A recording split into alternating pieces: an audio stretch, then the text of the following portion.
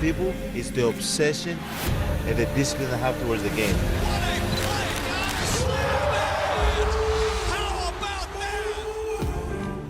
Man, that's how you start a show. Welcome to NBA Today. I'm Malika Andrews. Joining us are super senior writers Brian Windhorst, Zach Lowe.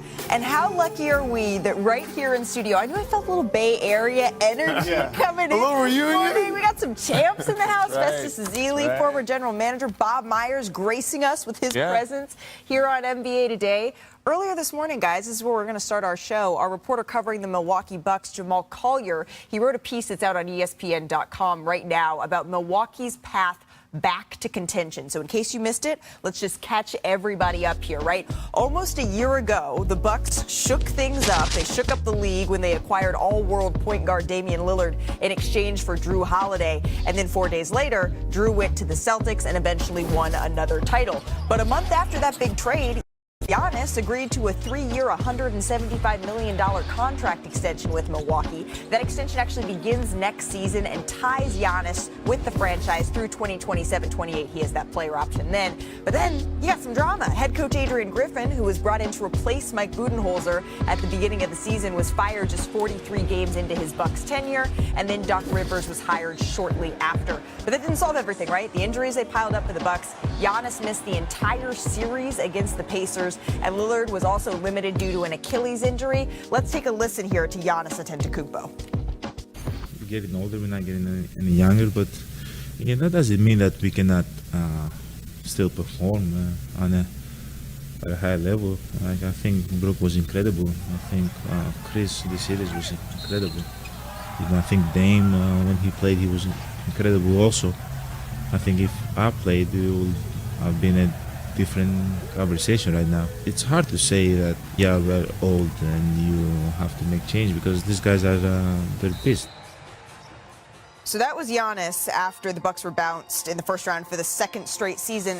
And then look at this. What's happening here, Festus? Is this an exercise you do often, Bob? Pilates? This morning. Yeah, I figured you came straight to the You look extra limber today, Bob. It's not that hard. It looks hard. It's pretty easy. Yeah, this is all of us are going to get on the Pilates machine after that. Let's just take a look here at the Bucks' current depth chart. You have Dame's former Blazers teammate, Gary Trent Jr. That's the big addition, along with Taurean Prince, DeLon Wright getting added. So this is what we're looking at for the Milwaukee Bucks. And now that all of us are all caught up, Zach, the Bucks, they didn't exactly have much flexibility this summer. They made a couple of moves that we just detailed. But do you believe that continuity is enough for them to get back to that promised land?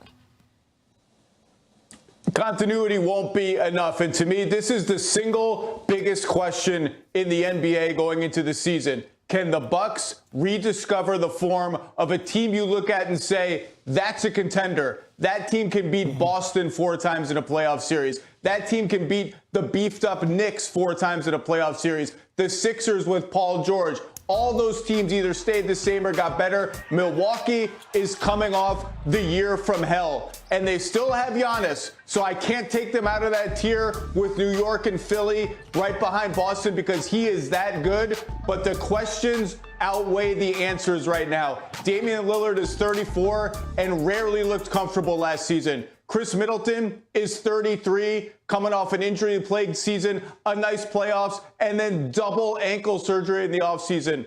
Brook Lopez, the anchor of their defense, is 36. This team is getting older and less athletic around Giannis. They don't have a lot of young guys in the pipeline. This is a right-now team that went 17-19 under Doc Rivers before the Giannis injury took them out of the playoffs. They just never found their footing, and they've got to find it fast in an Eastern Conference that has gotten better top to bottom in the playoff race. Yeah, I like what Zach said. I mean, their questions are many for this team. And I do value continuity, maybe more than other people, Malika, Festus. Look at Dallas, right? Dallas didn't even make the play-in tournament. And everybody wrote them off, probably all of us. Kyrie and Luka doesn't work. Dallas tanked. Obviously got Derek Lively out of it, which we don't talk about enough. And then they got to the finals the following year. So we're very quick to dismiss things when they don't work right away. This team didn't have enough time to work together. But the problem with that then is, the counter is, why didn't they have enough time? Well, they were hurt. They fired their coach. No continuity, too much drama, too many questions. They still do have a top 5 player in this guy right here, Giannis Antetokounmpo. When you have a top 5 player, you always have a chance to win a championship. We can argue, what is Lillard? What is he, top 10, top 15? You have a top 5 guy, a top 15 guy, and then this guy, Middleton, is a consummate role guy, a champion in his own right. But I hate using this, but you have to be healthy, right? You have to be healthy. Right. Every team has to be healthy. But when we talk about health, some teams have a better chance of being healthy than others. This team has had a lot of injuries, and you would not be surprised if they had more. Personally, I hope they don't. I want to see what this team looks like healthy, because a healthy Bucks team for the course of the 24-25 season could do some damage, but have to be healthy during the regular season, develop that continuity, and then in the playoffs. I agree. The health is everything for them. I mean, Giannis has played 3 playoff games the last 2 years combined. Wow. The reason they've been out in the first round isn't because their organization is failing. It's because Giannis has been hurt. And if you go back even before that, when they lost in 7 games in their title defense here against the Celtics, Chris Middleton got injured in the first round in that series and didn't play in that 7-game Celtics series. So, yes, I think it's dangerous to assume that they're going to be healthy, but I also think it's dangerous to disregard them. I think Zach is correct. They're under a lot of pressure to have a big season this year, but I do not think anything is impossible for this group. I think if they're all together and healthy, which is a big if, their ceiling is still championship level high. And also, I do think that they've made some nice additions to their rotation. Gary Trent Jr. is one of the best value signings of the offseason. Taurean Prince is a quality rotation player. They signed Delon Wright, a quality rotation player. They did get deeper. They've got to be healthy, but they, I believe, are a better team than they were at the end of last season. Right, and John Horst said this in our article up on ESPN.com, the general manager of the Milwaukee Bucks, that with Giannis, you're sort of always on the clock to be able to perform when you have a caliber player like that. But the fact of the matter is, under Doc Rivers, Chris Middleton, Dame Lillard, Giannis Antetokounmpo, we only saw them on the floor for 8 games together. So now, Festus, that they have an offseason, all of them together, what can we expect from this duo of Dame and Giannis on the court? So last season, when I heard the news that Damian Lillard was going to the Milwaukee Bucks, especially after Drew Holiday was being traded, I thought this is an incredible move for the Milwaukee Bucks. You have a guy in Damian Lillard who can score the basketball like the best of them from range beyond the three-point line, and you have Giannis Antetokounmpo, who comes into the game, and his tenacity just helps them win games. These guys together as leaders can lead this team to the Eastern Conference, at least the Eastern Conference Finals. But now I'm going to show you some tape of exactly what it is that I see in their second year, because I think they're going to be better, kind of like how you said, Bob. They're going to be better like the Dallas Mavericks. A lot of pick and rolls under Doc Rivers. You have Giannis Antetokounmpo right here. The defense is going to be dropped back on Giannis, and the defense is going to be pushed up on Damian Lillard. This is perfect for Dame. Coming off a ball screen like that, all you have to do is nail the defender. Now you have a double screen right here. Bobby Portis, Giannis Antetokounmpo. Great read by Giannis to slip this screen, because you know the guy is going to be jumping, trying to get to Dame, because you don't want him to shoot that shot. These are the type of plays I feel like are going to be really crucial for this team. It's the reason why this team is going to be so great. But health is a huge factor for this team. Very front-loaded. Starting 5 is incredible. They try to boost the bench, but I think any injury offsets this team's chances. And I agree with that, Festus. When I saw it, although I love Drew Holiday. I think we all love Drew Holiday. We knew what he was. We saw what he was in the finals. I did think, wow, how are you going to defend Lillard and Antetokounmpo? You literally can't. What I got concerned about, which we have to see, and we did see a little bit, I keep referencing the Mavericks with Luka and Kyrie. Last year with Lillard and Giannis, 1 + 1 just equaled 2. We needed to equal 2.5. We needed to equal 3. Right. We did not see the best version of those guys. And maybe with the coaching change, you saw the numbers in the pick and roll. People would say Giannis is handling too much. Dame is handling too much. I don't think they even know how much they should be handling. Hopefully with time and an offseason. As a basketball fan, I love it when you see two great players come together and better each other. I just didn't see that.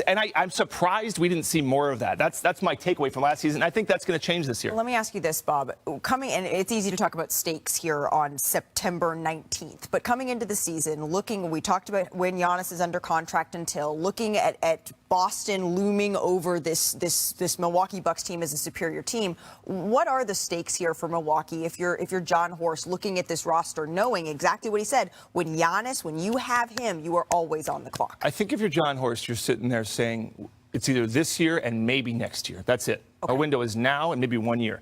age, injuries, all the above. And what you're hoping for is health, right? Because you can evaluate a team when you're healthy. When you got hurt in the playoffs for the Warriors, you can't really tell how good or not you are. Maybe we would have won the finals, seriously, in 16. Maybe we would have done this or that. But when you're healthy and you lose, you get clarity. Breaking news into First Take this morning. ESPN's senior NBA insider Adrian Wojnarowski has agreed to become the general manager of the men's basketball program at St. Bonaventure. He told ESPN Woj is a St. Bonaventure graduate and has a strong relationship with the program. Woj released a statement that read in part, "After all these years of reporting on everyone's team, I'm heading back to my own." Stephen A., obviously Woj, a friend of all of ours. This is absolutely shocking. I can't think more highly of any colleague here at ESPN. And all I can say before I kick it to you is obviously we know he had a big-time contract here at ESPN. He's the best of the best, and I know it's a daunting job here to be an insider. I hope this is a happiness move for him. So do I. I've gotten to know Woj over the last couple of years working on NBA Countdown. He's the best in the business. He's the best in the business. Make no mistake about it. Nobody's more well-connected. Nobody's more respected. And to be around him and to just to be able to touch on a wealth of knowledge that he's had in all of his years covering the league, the context that he has, the inside information that he's had.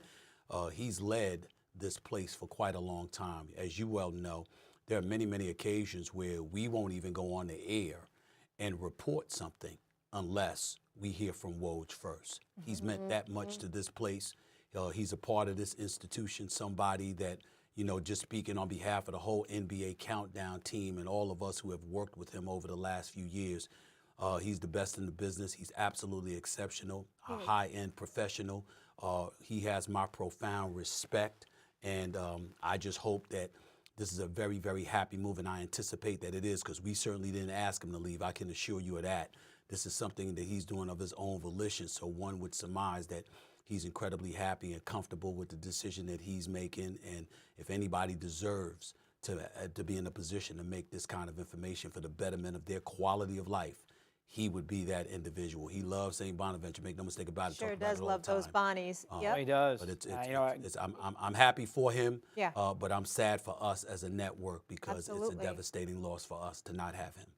100%. Yeah, big loss. And obviously he loves the college basketball. He loves the Hurleys, wrote the great book on Bobby Sr. Yeah. He knows the Connecticut program basketball-wise like you wouldn't believe. Hurley And St. Bonnie, that's St. Bonnie's crew.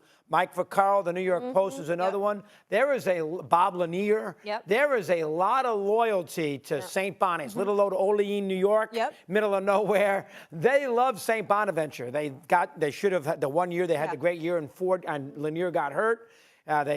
Chris Ford, it's a famous play. Anyway, to make a long story short, it had to be a tremendous opportunity. He wasn't going to leave ESPN for something he didn't like. Yeah. So good for him. If he wanted to go to St. Bonnie's, I give him a lot of credit. Absolutely. And I just want to say this lastly. Everyone who works in media works incredibly hard, right? A lot of different hours. The job never stops. But to be an insider is truly next level. So I'm not saying that being a GM it isn't much, but I hope for quality of life as well. A lot of pressure being an insider. This is a good move for him. We wish him all the best. He's a friend and much respect.